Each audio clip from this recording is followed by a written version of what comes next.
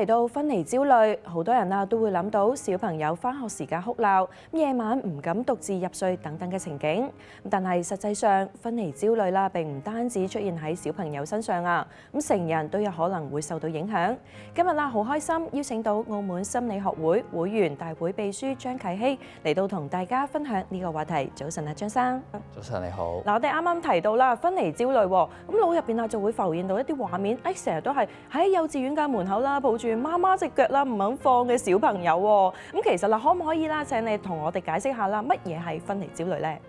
咁你啱啱講到呢個畫面啦，其實都係真係非常之常見嘅。咁分離焦慮啦，其實佢嘅意思就係，當我哋要同我哋依賴嘅對象、親密嘅對象去做一個分開嘅時候啦，我哋心理上面會產生嗰種強烈嘅不安、焦慮嘅感覺，係啦。咁當其實啦，對小朋友嚟講啦，一個分離焦慮咧，係每一個小朋友都會經歷嘅一個心理上面嘅發展階段嚟嘅，係啦。因為啦，其實我哋細個嘅時候啦，基本上都係依賴父母俾我哋嘅照顧去生存落嚟嘅，係啦，害怕被拋棄咧係人嘅天性嚟嘅。咁但係咧，如果當呢一種分離嘅焦慮感覺啦，持續到去一個成年嘅時期啦，或者呢個嘅焦慮感覺太過強烈嘅時候啦，咁呢個時候可能先係我哋需要去正視嘅一個心理議題啦，即係我哋經常聽到嘅分離焦慮症嘅呢個問題啦。嗱，咁啱啱都提到啦，咁成年人都有可能會有呢個問題喎。咁其實成年人嘅分離焦慮又會係點樣嘅咧？係啦。咁其實成年人啦，佢哋嘅都有分離焦慮嘅，只不過佢哋表現出嚟嘅方式咧係好唔一樣嘅。咁譬如啦，有啲人啦，當佢哋嘅伴侶啦夜翻少少啦，或者去咗出差嘅時候咧，佢哋就會不斷咁樣 send 好多嘅 message 啊，打好多嘅電話去確認，你哋喺邊度啊？你個安全係點樣啊？或者咧，有啲人咧，佢哋就會將自己嘅一個空閒嘅時間啦，塞到滿晒，去逃避一啲焦慮啊、孤單啊嘅感覺，而喺親密關係入面咧，有啲人咧可能佢好害怕對方會拋棄佢啦，而變得好黐佢啊，好順從佢啊，或者啦佢哋有啲人真係好驚呢個分離嘅痛苦啦，而唔敢投入真正嘅關係入面嘅，係啦。咁但係啦，無論係小朋友啊定係大人啦，佢哋嘅分離焦慮嘅核心議題啦，都係我好害怕被拋棄嘅呢個問題啦。咁只不過咧呢個情景係由幼稚園嘅門口咧轉變到去大人嘅一個可能親密關係啊、家庭入面咯。我哋啱啱提到啦，除咗話小朋友啦，其實成年人都會有呢個分離焦慮嘅一個問題啦。咁其實點解有啲人又好似比較容易有分離焦慮？咁喺心理學嘅角度嚟睇啦，佢嘅根源或者原因又係啲乜嘢咧？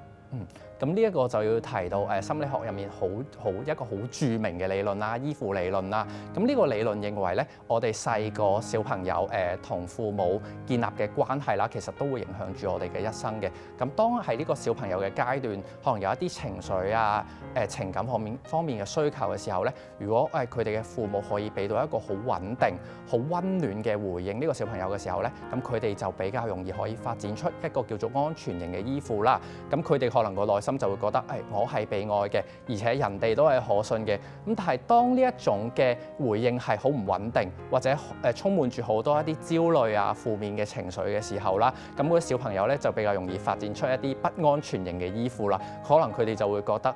你哋係咪唔愛我啊？我係咪唔夠好啊？咁咧呢一個嘅不安全型嘅依附嘅類型咧，可能都會為呢個小朋友埋下咗分離焦慮嘅種子咁樣嘅。我哋提到啦，我哋成日都會見到一啲小朋友啦，可能手上面都會掹住一張被仔啊，或者係毛公仔咁樣，好似擁有佢就好安心嘅感覺喎。咁其實啦，咁呢一個同分離焦慮會唔會有關係咧？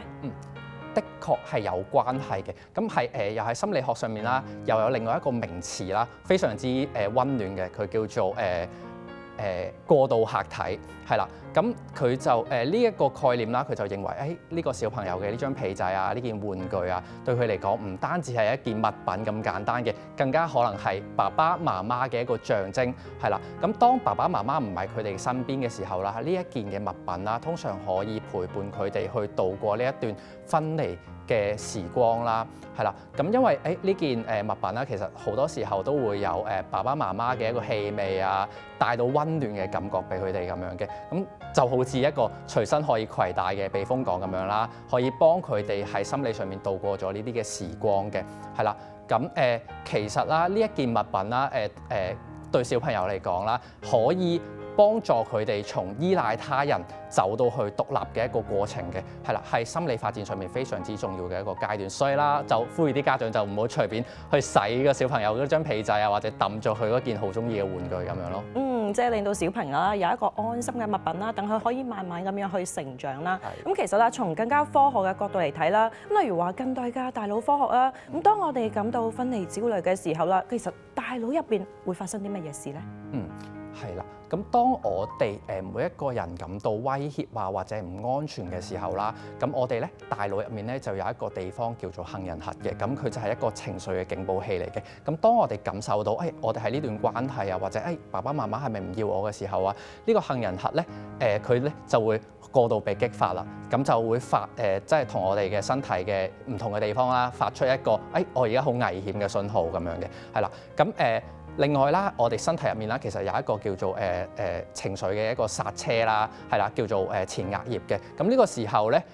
當你處於一個好焦慮、好不安嘅時候，一個狀態之下啦，呢個前額葉咧，佢嘅剎車功能咧都會失去咗咁樣嘅，係啦。咁就好似呢個警報器不斷喺度響緊，咁咧，但係就冇人去閂咗呢個警報器嘅狀態咁樣咯。咁另外啦，其實同一啲同親密關係啊、同安全感有關嘅一啲內分泌嘅系統咧，喺呢個時候可能都會失衡嘅，咁就令到我哋呢個人嘅心理啊、身心嘅狀態更加難去平復咯。咁其實啦，啱啱都提到啦，咁喺童年時期啦，都會有呢個依附嘅關係啊嘛。咁可能有啲人就會，喺童年嘅時候就會有呢一個問題出現啦。咁其實去到佢哋成年嘅時候，可能對於伴侶啊，或者係一啲家庭關係嘅時候，都會有呢個依附嘅關係啦。咁其實當佢哋發現到自己有呢個分離焦慮嘅問題嘅時候，其實佢哋應該要點樣處理咧？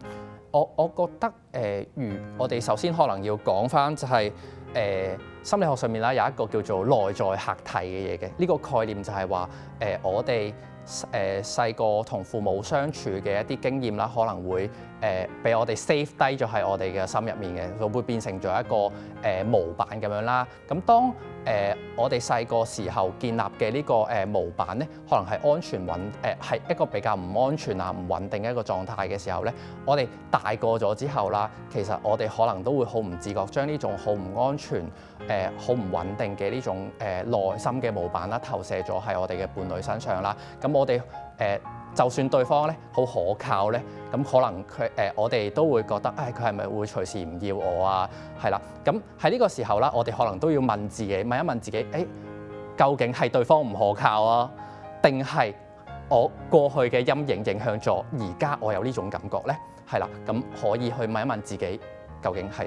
童年啦，定係而家有呢種感覺？係啦。咁啦，但係啦，有好多家長啦，都會發現可能小朋友真係會有分離焦慮症呢個問題喎。咁但係父母又想令到小朋友可以成長啊、獨立喎。咁其實父母又可以去點樣做咧？係啦。咁啦，首先咧，我會有幾個建議可以俾家長嘅。第一點咧，就係譬如可能就係你要返工或者佢要返學嘅時候咧，就要同呢個小朋友講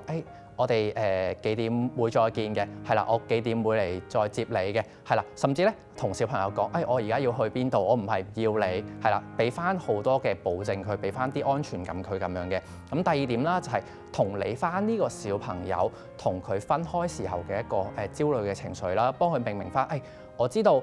你要同媽媽分開，或者媽媽要返工，可能你會好擔心，你可能會有好多嘅焦慮感覺，但係媽媽都係愛你嘅，即係俾佢知道，你而家嘅呢個焦慮嘅感覺啦，其實係可以被我接納嘅。咁第三點咧，就係可以用到我啱啱提到嘅過渡客體啦，即係俾呢個小朋友帶住一件令到佢好安心、好放鬆嘅一件物件喺身上面啦，係啦。咁第四點啦，就係準時翻屋企啦，因為可能同小朋友講到啦，我可能6點鐘要翻屋企啊，咁最好啦，就6點鐘就真係出現咗喺屋企啦。咁呢個可以幫小朋友去建立翻一個，我話俾你聽嘅嘢係可信嘅。咁呢個安全感啦，其實可以幫助小朋友去建立翻一啲安全型嘅依附咁樣咯。其實啦，我哋從細個嘅時候，可能童年嘅時候，對於父母嘅一啲照顧啊，或者係一啲承諾嘅時候，做得到嘅時候啦，都會令到小朋友嘅滿嘅安全感啦，令到佢啦對於呢個孤獨啊，或者係一個不安嘅情況咧，會減低啦。咁其實啦，除咗話童年嘅時候，我哋可能會有呢啲問題啦。咁去到成年啦，如果察覺得到自己成年人嘅時候都會有呢個分離焦慮嘅問題喎，咁我哋又有啲乜嘢可以幫助到自己咧？咁首先啦，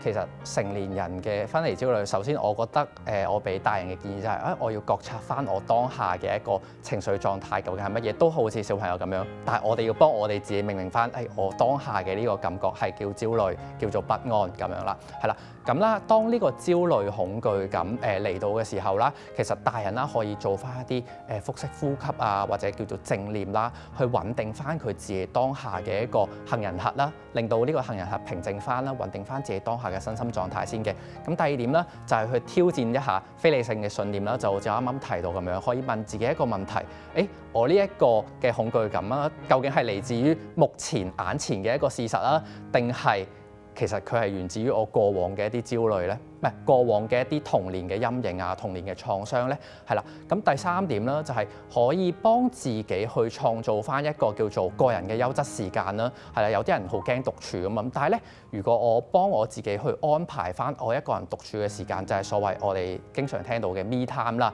其實咧會令到呢個大人發現咧，其實獨處都唔係一件咁可怕嘅事，甚至可能係有啲 chill 啊，有啲放鬆咁樣嘅。咁第四點啦，就係如果當呢一種嘅分離焦慮啦，嚴重影響到你嘅心理狀態啦，影響到你嘅睡眠啊，甚至你嘅工作啊、你嘅日常啊、你嘅人際嘅時候咧，可能呢個時候就要求助一啲心理專業嘅人士啦。咁可能心理治療啦，就會幫你可以去回溯翻你嘅童年啦，去幫你揾翻你點解咁長期都感覺到不安咧？係啦，甚至可以幫你建立翻一個比較穩定啊、安全嘅內在自我咁樣咯。咁各位啦，家庭觀眾啦，如果發現自己啦有呢方面嘅問題嘅時候啦，都可以啦試下自己獨處啦，令到自己可以成長啦。咁今日都好多謝張生上嚟同我分享分離焦慮方面嘅話題，多謝晒你。好啦，專訪環節就嚟到呢度，我哋先休息陣啦，轉頭翻嚟繼續有澳門早晨。